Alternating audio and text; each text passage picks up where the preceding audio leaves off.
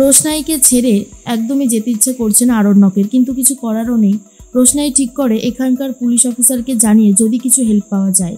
এরপরেই ট্রেনে উঠে গেছে আরণ্যক, সেখানে বসে পড়েছে। আর তার মধ্যেই পকেটে একটা চিঠির কথা মনে পড়ে, যেটা কিনা সুদর্শনার বাড়িতে পেয়েছিল, সুদর্শনার লেখা চিঠি।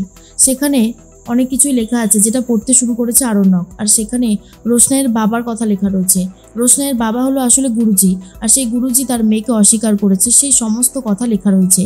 আরণ্যক তখনই ঠিক করে যেভাবেই হোক রোশনাইকে সে কলকাতায় নিয়ে যাবে আর গুরুজির মুখোমুখি করবেই। এরপরে ট্রেন থেকে নেমে রোশনাইকে খোঁজা শুরু করে। রোশনাই জিআরপির থেকে জানতে পারে এখানকার এসপির জায়গাটা ঠিক কোথায়। এসপি সাহেবকে গিয়ে সবটা বলবে বলে ঠিক করেছে।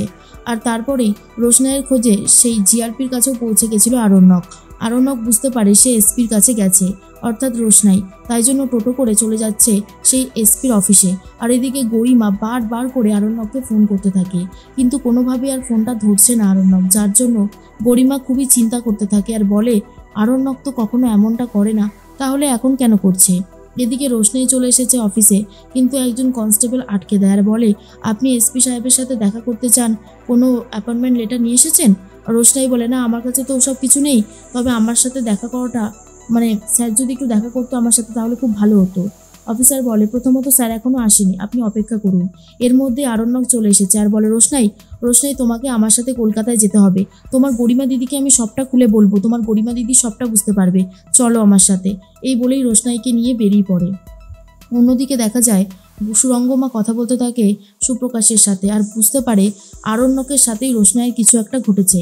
আরণ্যকের গলায় আবার ঝুলে পড়েনি তো রোশনাই, সেটা নিয়েই সন্দেহ প্রকাশ করতে থাকে। আর এটা নিয়ে গরিমাকেও জানিয়েছে যে আমার মনে হচ্ছে আরণ্যকের গলায় ঝুলে পড়েছে রোশনাই। শুনেই অবাক হয়ে যায় গরিমা।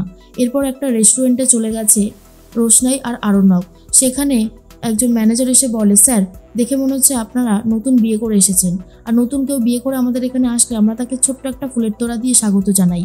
নিন, এটা আপনারা নিন, তাহলে আমাদের ভালো লাগবে। রোশনাইকে নিতে বলে আরণ্যক। আর যখনই রোশনাই ধরে, রোশনাই আর আরণ্যকের একটা ছবি তুলে নেয় সেখানকারই একজন লোক আর বলে অনেক ধন্যবাদ, আপনারা অবশ্যই এনজয় করুন। আর এটার পরেই কিন্তু রোশনাইয়ের জীবনে আরও অনেক বড় বিপদ নেমে আসতে চলেছে।